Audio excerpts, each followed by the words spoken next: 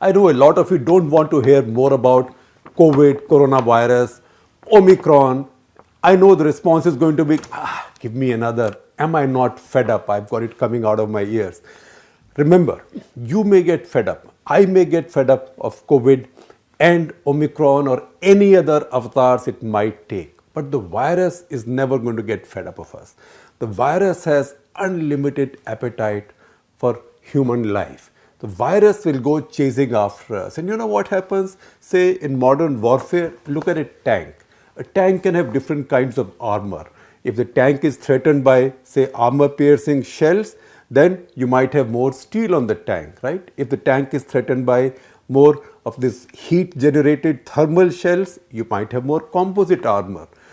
Tomorrow, you are worried about drones, then you've seen these Russian tanks going into Ukraine now. They have a different kind of armor system and different kind of stuff to deflect these. So just as these tanks change their armor depending on the threat, this wretched virus also keeps changing its armor. What is the virus's armor? The virus's armor basically is the spike proteins, because those spike proteins are needed to latch onto our healthy cells, because they then grow inside our cells and cause devastation within our bodies. Now, all our treatments, in the sense that all our vaccines so far, all our immune challenge to the virus is built on antibodies. Antibodies that go and in turn latch onto these spike proteins so they cannot invade our cells. So what the virus is doing is, virus's way of changing its armor is to change its spike proteins.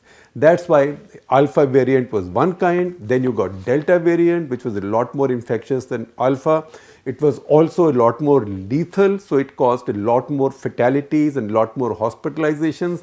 On top of it, the hospital system, the health system got overwhelmed because it was infecting that many more people, and it caused even more deaths. Now what is happening is that while a lot of the world is still dealing with Delta, Europe, America still had a lot of Delta, that this virus meanwhile has become something else, and that is Omicron. We've spoken about Omicron earlier. It emerged, it was first found in South Africa. It is possible that it emerged first in the Netherlands. That's also a country where a lot of people are opposed to vaccination. So whenever human beings are available who have no immunity at all, that's where the virus will invade, and that's where the virus then gets time also to modify itself also or to mutate. So, and there's a lot of traffic between the Netherlands and South Africa. So we don't know where it came from, but the South African scientists, they are brilliant. They have a very robust health system. They found it. Now you know what? Now this Omicron is spreading, and for some reason in India we seem very complacent about it. Very complacent. You know, the first time we thought that, maybe in India because of the lockdown, etc., we ducked that wave. Then once that wave was over, the first wave, then we start believing in the Indian exception, that there is something about us Indians that protects us. So many of us believed it. I may have also bought into it at some point, that there has to be a reason. कुछ बात है कि हस्ती मिटती नहीं हमारी. The virus is not able to hit us as badly as it might have in richer countries like the US, Europe, Russia, etc. That maybe we have more immunity. There was a CSIR paper, peer-reviewed in Current Science, which is a respected journal, which said that maybe because of our innate immunity, we've been exposed to so many viruses, dirty water, dirty air, dirty this, dirty that, that maybe we carry some immunity in our system, or maybe it is our BCG vaccination, universal BCG vaccination. So there was the India exception mindset. And for a long time, we bought into the India exception nonsense until Delta came and hit us. And Delta came and hit us in the second wave and devastated the country.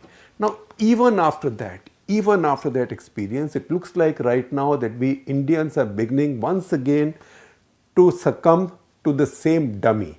You know, you can fool somebody with a dummy once, but to fool somebody with a dummy twice within 6 or 8 months, you have to be extraordinarily stupid or arrogant or ignorant. Some of that's happening, and that's why you find Government of India also is taking its time talking about the booster, just as they had taken their time earlier in the second wave starting universal vaccination. They took their time. If the same process had started 2 months earlier, which was possible, India could not have started 3 or 4 months earlier, but 2 months earlier they could have started, a lot more lives would have been saved. So once again, there is complacence on Omicron, and in today's Cut the Clutter, I am sharing with you data which is troublesome, which tells us how dangerous this second succumbing to the India exception could be, because you think, oh, it's growing in South Africa, it's growing in Europe, it's growing in America, but for some reason we only have 38 cases in so many days.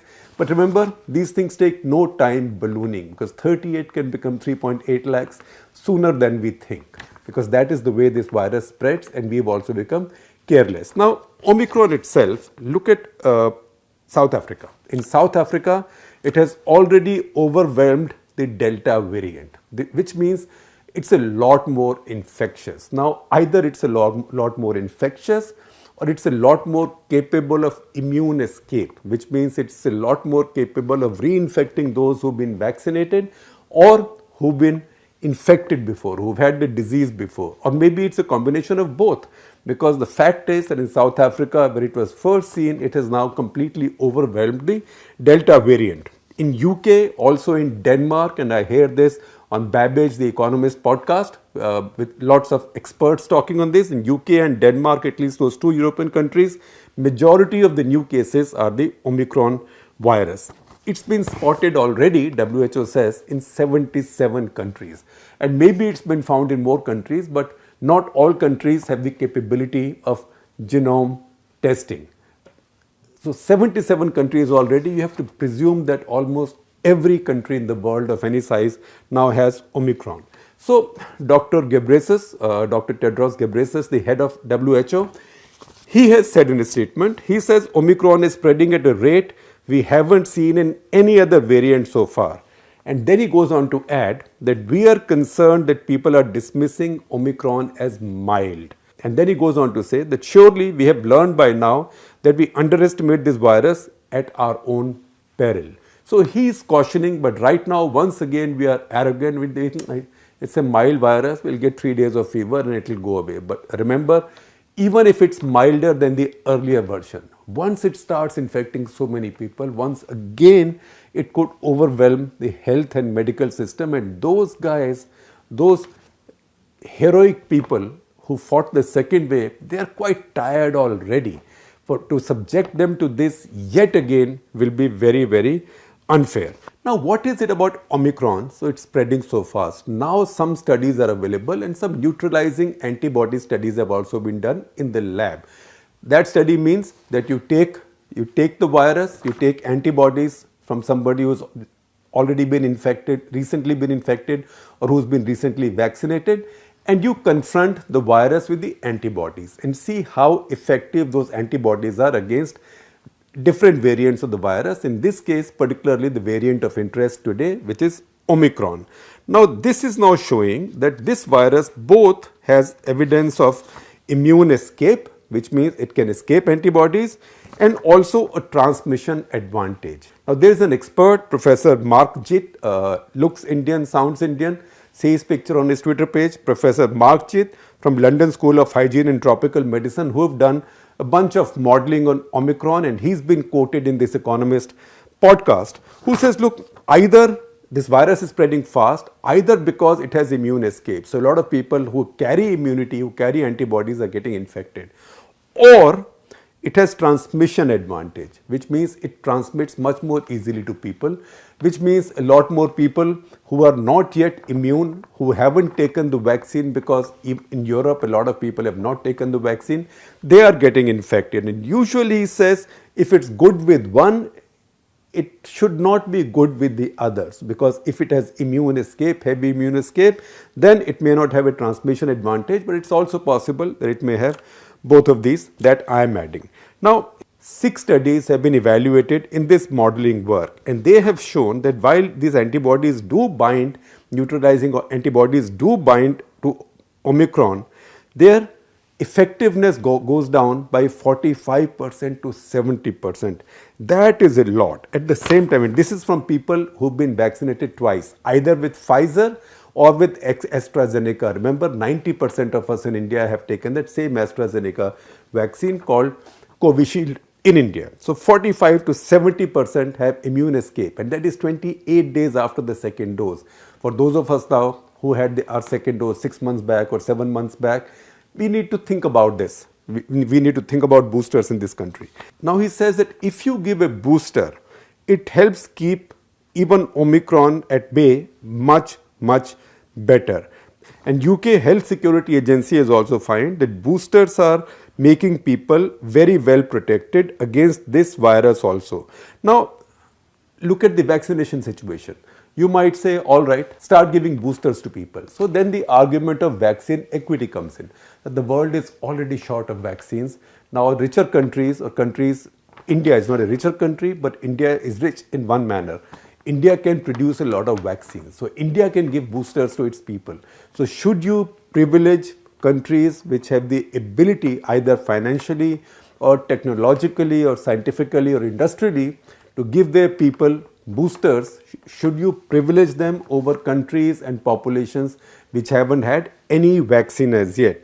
So 41 countries in the world have less than 10% of their population vaccinated, and 98 countries have less than 40% of the people vaccinated. India is way ahead of all of them, but 98 countries is a lot of countries, and once again it's a question of balancing, because the more unvaccinated people you are, the more chances the virus has of mutating even further. So by the time you end up catching up with Omicron, maybe another variant will become available. So it's important also that everybody gets vaccinated at least twice. So vaccinations are key. In America, for example, a lot of people who are getting infected now are not vaccinated. So Joe Biden, in fact, has quite effectively called it pandemic of the unvaccinated. Now, you may say, okay, if it's pandemic of the unvaccinated, what will happen after Omicron? Because Omicron, as we see with immune escape properties, can also infect vaccinated people. So once again, these experts say that even Omicron among vaccinated people rarely causes severe disease. So maybe you could edit or you can modify what Biden is saying, and you can say that severe COVID is pandemic of the unvaccinated. So vaccination is very important, and where possible, boosters are very important, because right now with every passing day we get more information on Omicron which is worrying, which is not comforting. Today, for example, a study has come out, and this is a study in South Africa, and this study says that Johnson & Johnson, which is a single shot vaccine, Johnson & Johnson vaccine has almost no effectiveness against Omicron. Now, I will come back to this study, but I will also remind you that Moderna CEO had said that his vaccine at this point is not effective against Omicron. And when he said that, there was hell to pay for him, because he got attacked by everybody for being greedy. He just wants people to buy another vaccine, and he said in a few months we'll be ready with another vaccine. But now it's quite evident that many of these vaccines are not effective against Omicron, or not as effective. So maybe this is heading the way of influenza, because influenza virus changing its shape and form every year. So every year in every country we come up with a different version of the flu virus, or maybe COVID is also headed that way. We don't know, but that is one of the possibilities. Now the research on J&J vaccine, the Johnson & Johnson vaccine, was carried out in Johannesburg University at Witwatersrand. Now, once again, South Africa has fantastic scientific establishments, particularly in biosciences and health. Now, they showed that after 2 doses of Pfizer, right, 2 doses of Pfizer, from 1419 antibodies on an average. There's somebody who had 2 doses of Pfizer had 1419 antibodies on an average. Against Omicron, they are left with just 80. Only 80 are effective against Omicron. That's very low, but still it's a bunch of antibodies to fight Omicron. Johnson & Johnson, originally with one shot, average is 303 antibodies. Against Omicron, undetectable. So it's almost a dud against Omicron.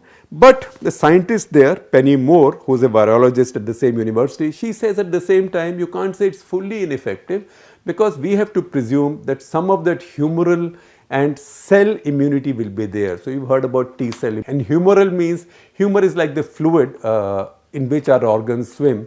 So that also has cells which develop immune properties. So that should be available, but obviously it will not be as strong and as effective as the antibody. Worry is now increasing, concern levels globally are increasing, and I'm very surprised and disappointed that in India we seem very complacent. Even our government is holding meeting after meeting, but no clear communication is coming out. And it's as if, the old story of what does a pigeon do? When pigeon sees a cat coming, the pigeon shuts its eyes. Because the pigeon can't see the cat, it starts thinking that the cat can't see it. But we can't be pigeon brained, not for the second time now, and not for the second time within just a few months. But that seems to be happening right now. I see people dropping masks, I see people partying, I see people talking loudly, which we Indians usually do, getting very close to each other while talking. It is a problematic thing. I know we get fatigued, we are all tired with the pandemic, but this hasn't gone away. If anything, it's changing its garb and coming back at it. So we can't be complacent, because if we are complacent, we'll be made to pay for it. So the US CDC has now said that they now see a tidal wave of infections.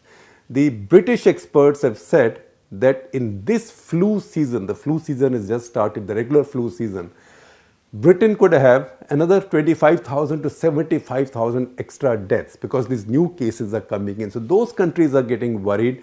We should also get worried. Now, in between all this, I told you in the very beginning, I'll give you bad news and I will also give you some good news. So the good news is that Paxlovid, which is a drug that Pfizer has produced, it's a combination drug. It's a combination of one experimental or investigational antiviral which still only has a number. It is PF 07321332, whatever it means. I'm sure in the course of time it will have some Papu Bilu kind of name, but right now it only has a number, PF 07321332. So this antiviral, this investigational antiviral combined with ritonavir, which is a well-known antiretroviral used for HIV. So both are used in combination, 30 tablets over 5 days, which means 6 tablets a day in bunches of 3 tablets each, 3 in the morning, 3 in the evening. Each set then is 2 is the new drug and 1 tablet of ritonavir. So these work together, and this has now shown, the research has just come out, and there's a New York Times story I'm sharing with you. Research has come out that if treatment starts within 5 days of the infection, then 89% of the deaths are prevented by this treatment. So in fact, they found that of all the people in their trial group who took this treatment, who were on these drugs, only 1% were in hospital beyond 28 days. Whereas in the placebo group that was not getting the drug but didn't know what they were getting, 6.7% were still in hospital on day 28. Then in the placebo group, there were 10 deaths. In the treatment group, there were no deaths. So this is now seen to be quite effective. This is also competition to Merck's drug, which has shown some promise, molnupiravir, which is a repurposed drug. That drug was available earlier. But that drug, one, it's not so effective. In fact, now even US FDA for approvals, etc., there was a big debate. Many people didn't want to approve it. Then I think they turned up their noses, and by a minority they approved it because they found ultimately that its effectiveness was just 30%. You might say it's a killer disease. 30% is also good. I'll hang on to it. But it has some side effects. For example, it mimics RNA molecules to induce viral mutations.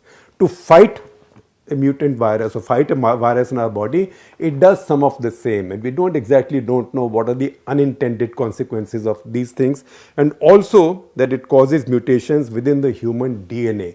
That's again uncharted territory. So those are risk factors. With one more drug which had shown some promise, that is the Roche plus a company called Atea Pharma, ATEA, that has now failed its phase 2 trial, disappointingly, and the two companies have announced that their collaboration now has broken down because the drug is not working.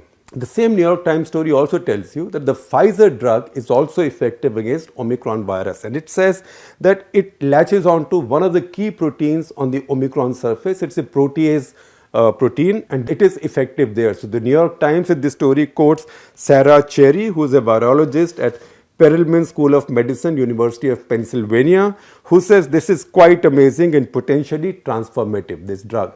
And remember, they clarify that this virologist is not part of the studies. She's not part of the Pfizer trial. So this drug now is causing excitement. I also have a quote from Sameer Lakdawala from University of Pittsburgh, who says, look, we know that this is effective against severe disease, but we don't know if doctors as yet will be allowed to prescribe it as a standard treatment to those with standard risk factors. It will only be given to those with severe risk factors, but who knows, as it's prescribed more in the course of time, FDA will allow it to be given to more people. The US government, Biden administration, by the way, has already bought 1 crore courses, 10 million courses. So one course is 30 tablets. So they have stockpiled that many. Britain has stockpiled about 250,000. Israel is stockpiling these, and many countries are stockpiling these. And I'm sure immediately you will say, how expensive will it be? How much money will Pfizer make? So the estimates right now is that this could be Pfizer's largest selling product in the next year, 2022, selling up to $24 billion worth, and the following year, $30+ billion worth. Because if COVID remains with us, and if COVID also affects in some ways those who are vaccinated, or if we need a vaccine every year, if it becomes endemic, then this drug will be the only solution, and this will be needed. So once again, what Pfizer has done is, Pfizer has now signed with the UN-backed body called Medicines Patent Protocol, that is MPP. Under this, they are going to allow generic production of this drug, Paxlovid, in 95 poorer countries. I presume India will be there. If anything, India will be leading the pack. And Pfizer then says that they will have differential pricing for rich countries, middle-income countries, and poorer countries. Now, that is what Pfizer says. I know that the trust levels in global pharma are very, very, very low. So we have to see whether they deliver on this promise or not, but that is the promise made.